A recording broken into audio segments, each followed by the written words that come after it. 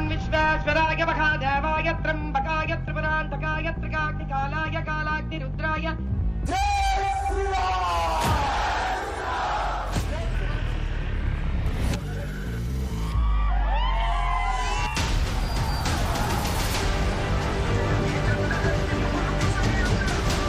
गाय को काट कर खाने का मुद्दा उठाते हैं। आप इसी से समझ लीजिए ये नफरत का राजनीति है। क्या कथिक लोग गोश्त का कारोबार नहीं करते हैं? बीफ है, पॉजिटिव थिंकिंग है और वो विजयी हो। ये मुकाबला होगा मैडम। साहब उन्हों भड़काने में बाप है सबके, हम क्या भड़काएंगे साहब? वो तो उनकी आइडियोलॉजी है, हैदराबाद के अमन को खराब करने, तेलंगाना में फसाद कराने की।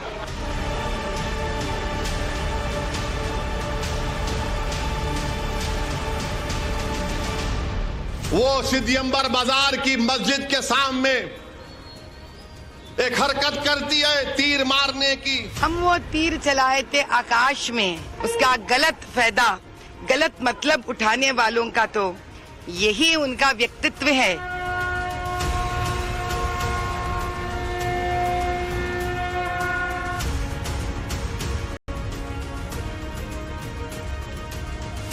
चौबीस के रण में अहम सियासी मैदान है हैदराबाद। ओवैसी खानदान के मजहबी कट्टरपंथ की प्रयोगशाला, जिसके फार्मूले से ओवैसी अब देश में अपनी सियासत की जमीन नापने निकले हैं। लेकिन हैदराबाद में इस बार का रण भीषण है।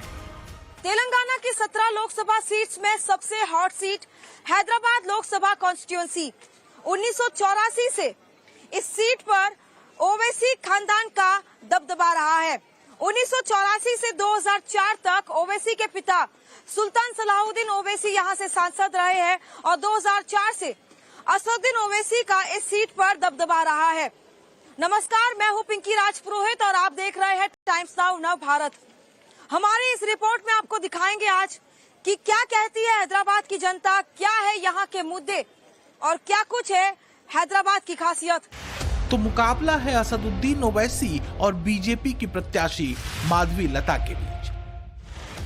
सवाल यह है कि हैदराबाद सीट पर क्या माधवी लता ओवैसी को चुनौती दे रही हैं? ओवैसी मस्जिद के नाम पर वोट क्यों मांग रहे हैं? क्या इस बार ओवैसी हैदराबाद में फंस गए? इन्हीं सवालों पर आज हैदराबाद का वोटर बोलेगा।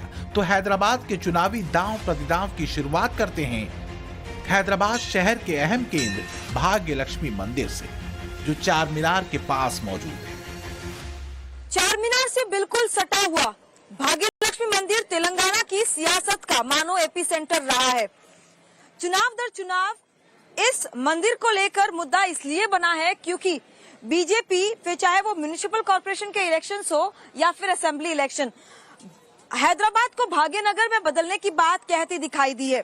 यहां तक कि अमित शाह से लेकर योगी आदित्यनाथ भी यहां पहुंचकर दर्शन भी किए हैं। इसी भाग्यलक्ष्मी मंदिर के पीछे हैदराबाद को भाग्यनगर बदलने का फैसला जो है वो बीजेपी ने किया है जब वे सत्ता में आएंगे। गाढ़े हिंदुत्व के बटन को थामे हैदराबाद के चुनावी मैदान में माधवी लता के जमीन पर उतरने के बाद से आखिर क्यों ओवैसी की नींद उड़ी हुई है? ग्रुप हमको तैयार करना पड़ेगा, मंजलिस को तैयार करना पड़ेगा, यहाँ के जिम्मेदारों को तैयार करना पड़ेगा जो उस इलाके के 10-10 घर की जिम्मेदारी ले लिए। ऐसा हमको एक ग्रुप को तैयार करना पड़ेगा जो लोग को घरों से निकालकर उनको बोलना कि चलो जाके वोट डालिए। सिर्फ खाली खटका मार के ऐसा नहीं, बल्कि उनको पकड़ना पड़ेगा कि चलिए आप निकल के वोट डालिए। तो ओवैसी को अचानक ऐसे प्लान की जरूरत क्यों पड़ गई? क्या जमीन पर बदली हवा का रुख ओवैसी की पेशानी पर बल डाल रहा है?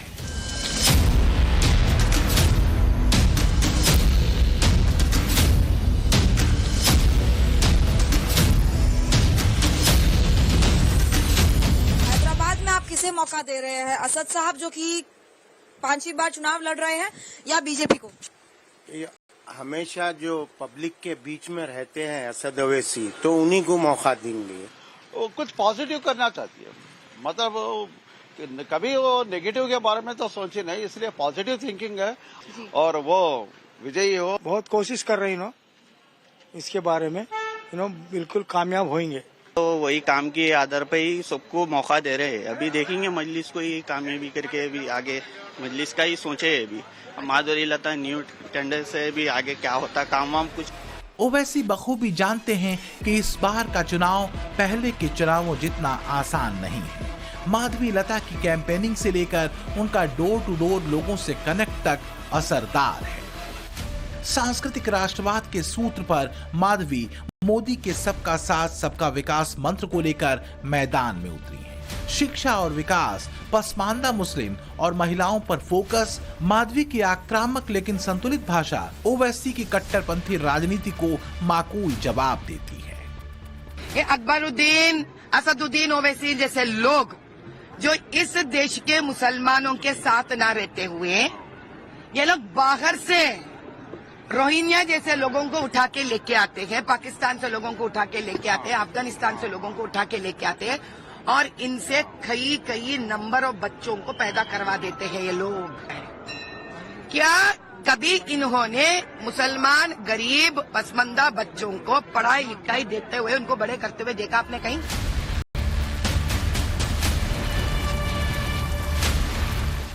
हैदराबाद में ईरानी चाय के ठीहों से लेकर गली मोहल्ले और चौराहों तक पर चर्चा माधवी बनाम ओवैसी की चुनावी जंग की है कि आखिर हैदराबाद में चुनावी हवा चल किधर रही है।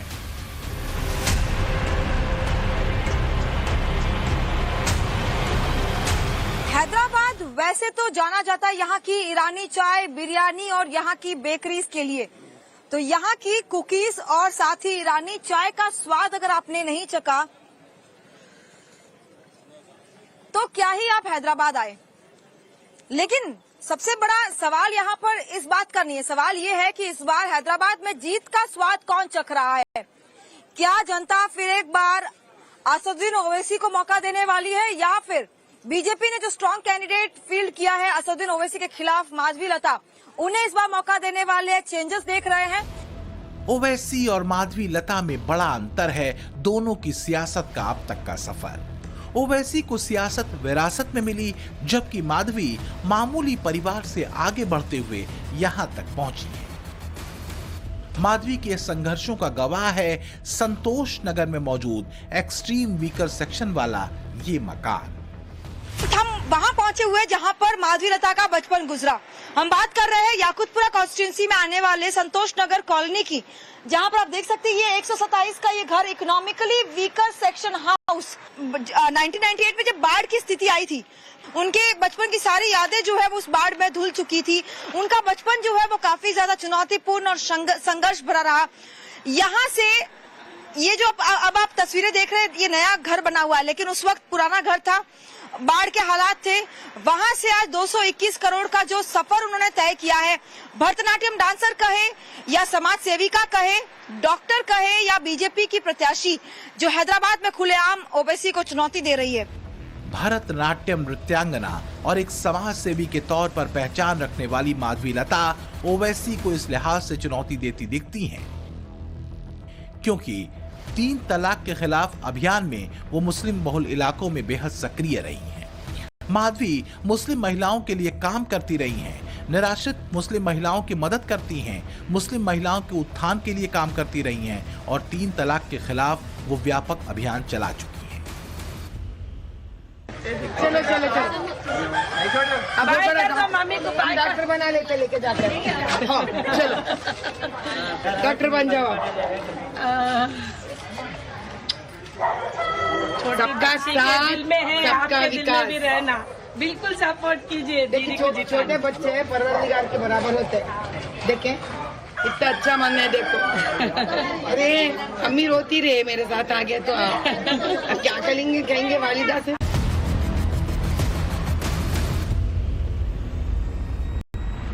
क्या ओवैसी पर इस बार माधवी लता भारी पड़ रही है? आखिर किस ओर बह रही है हैदराबाद की हवा?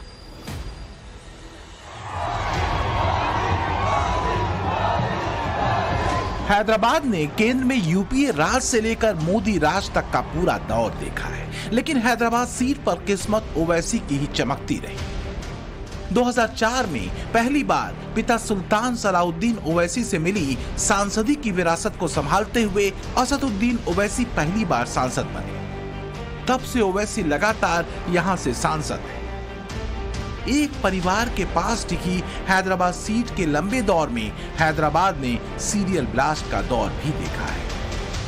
हैदराबाद के विलक्षण स्वाद का सेंटर रहा है गोकुल चाट, लेकिन 25 अगस्त 2007 में हैदराबाद शहर में 2 ब्लास्ट होते हैं, एक लुम्बिनी पार्क में, दूसरा गोकुल चाट में, जिसमें कई लोग जो अपनी जान गंवा देते हैं। आज आखिर हैदराबाद की जो लड़ाई है, बीजेपी वर्सेस ओवैसी कड़ी टक्कर देखी जा रही है, हवा किस ओर बह रही है, जनता का क्या कहना है, इन तमाम चीजों पर बातचीत करेंगे। लेकिन उससे पहले आपको मिलाते हैं उस ब्लास्ट के विक्टिम का कि 17 सालों में आखिर क्या कुछ यहाँ पर बदला है। आप बताइए कि क्या कुछ बदला है और क्या हुआ था उस दौरान।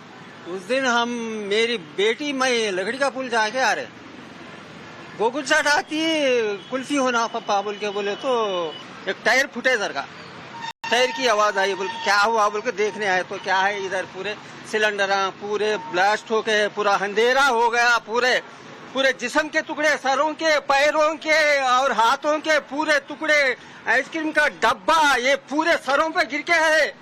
मेरा कुर्ता देख के हमारी बच्ची खींची बाहर। 4 सीएम बदले, 4 कलेक्टर बदले, मगर हमारी नसीब नहीं बदली, आज तक नहीं बदली। मेरा आग गया। देखो ये इंसाफ है गवर्नमेंट का। 17 साल हो रही है बम ब्लास्ट होके, 17 साल आज को, मगर इंसाफ नहीं हुआ।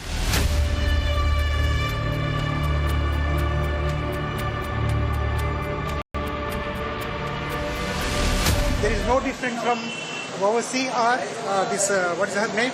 Madhavi Lata. Both are playing the religious card.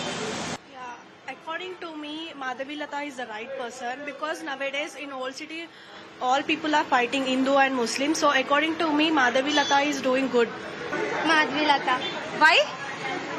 Because she is a woman, I'll support women empowerment. कभी आतंकियों के सीरियल धमाकों से गूंजते देश में 2014 के बाद से आई शांति क्या हैदराबाद के चुनावों में मुद्दा नहीं बनेगी? इन सवालों के जवाब हैदराबाद के वोटर्स को भी तलाशना होगा। लेकिन इस बार मुस्लिम बहुल इस लोकसभा सीट पर ओवैसी का एक छत्र साम्राज्य बड़ी चुनौती झेल रहा है और ये चुनौती है माधवी लता। बीजेपी ने माधवी लता को मैदान में उतारा है, बड़ी चुनौती। कोई भी कैंडिडेट किसी पार्टी का रहेगा तो पार्टी से मुकाबला होता है। माधवी लता का जो हाल ही में तीर वाला जो जेस्चर था, उसे किस तरह से देखते हैं? नहीं, वो तो उनकी आइडियोलॉजी है, हैदराबाद के अमन को खराब करने, तेलंगाना में फसाद कराने की। हैदराबाद माइनॉरिटी में जो है मेजॉरिटी के तौर पर है, किस तरह की चुनौती देखते हैं आप? मैं यहाँ मजहब का चुनौती नहीं देख रही हूँ, मैं यहाँ तरक्की की एक चुनौती देख रही हूँ। मोदी सरकार, हम वो तीर चलाए थे आकाश में और ताजुब की बात ये है उसका गलत फायदा, गलत मतलब उठाने वालों का तो यही उनका व्यक्तित्व है कि वो हर अच्छाई के पीछे एक बुराई को जोड़ने का व्यक्तित्व रखते हैं। तो क्या यही वजह है कि बेचैन ओवैसी चुनावी मैदान में बीफ के मुद्दे से लेकर माधवी के मस्जिद पर तीर चलाने के आरोपों और मजहबी लकीर पर भड़काऊ भाषणों के हथियारों के साथ हैं?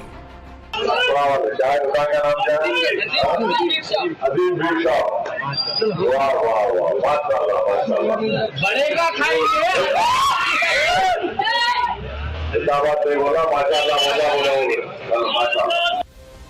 24 के मैदान में क्या ओवैसी का राग मजहबी कट्टरपन और बीफ है? क्या 24 के हैदराबाद के रण में संकट में खड़े ओवैसी का फार्मूला खुलेआम आस्था पर चोट और इससे बने वोट का है?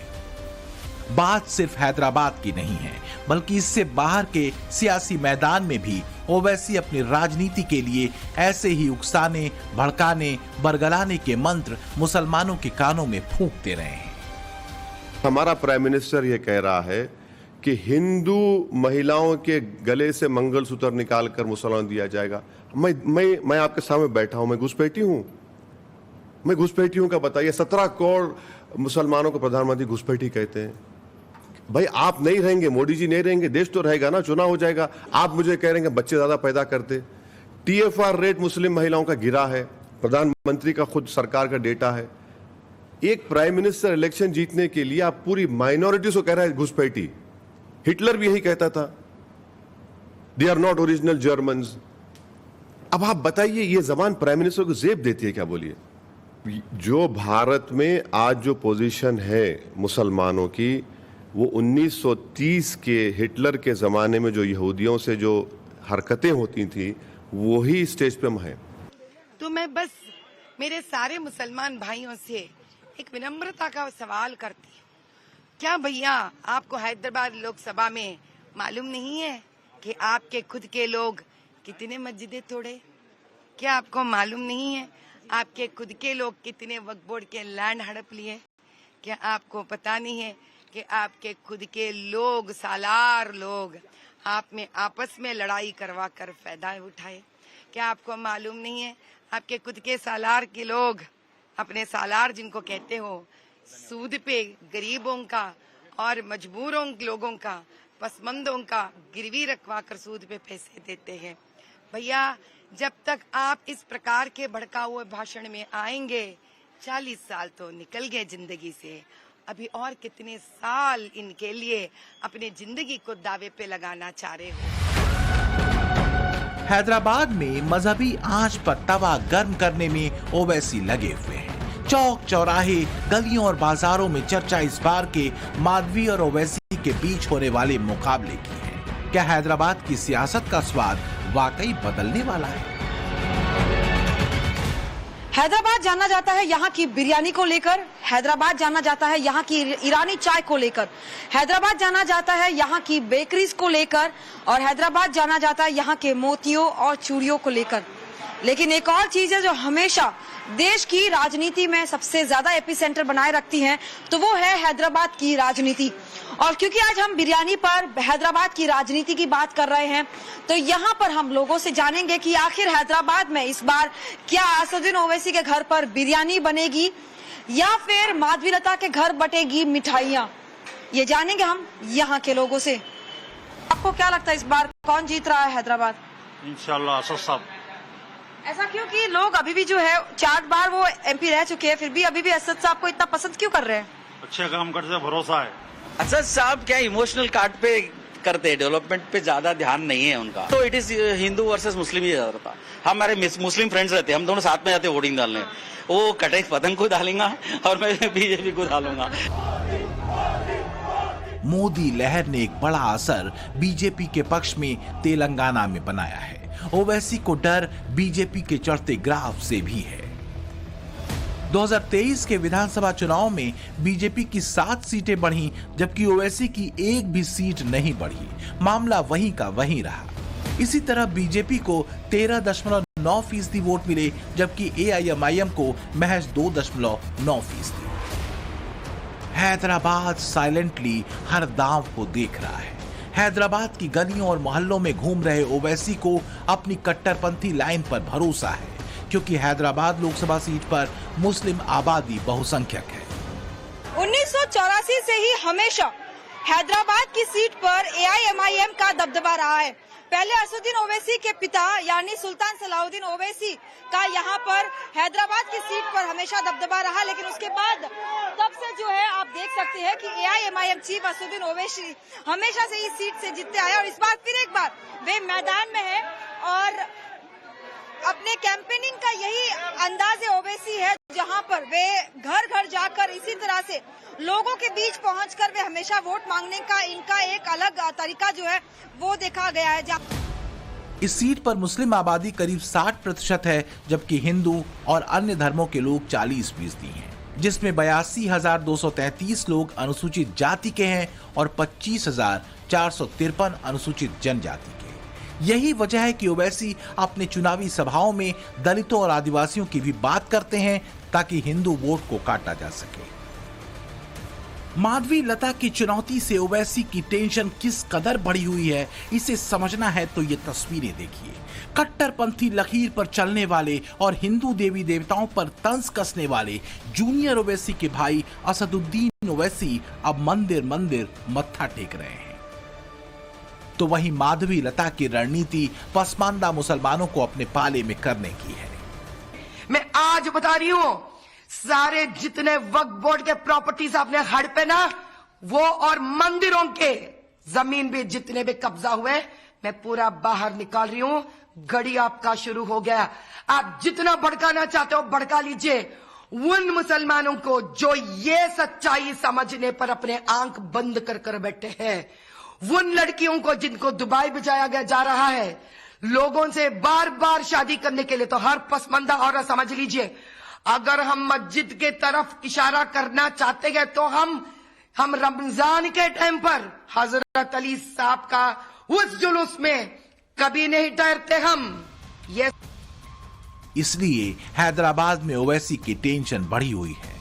मजहबी तकरीरों में हिटलर शाही और यहूदी वाला जुमला उछाला जा रहा है, तो वहीं हिंदुत्व की लाइन पर सबका साथ सबका विकास के मंत्र को लेकर उतरी माधवी लता भी लोगों से कनेक्ट कर रही हैं।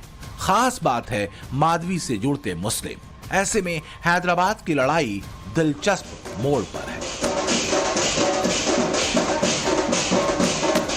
Bureau report, times now.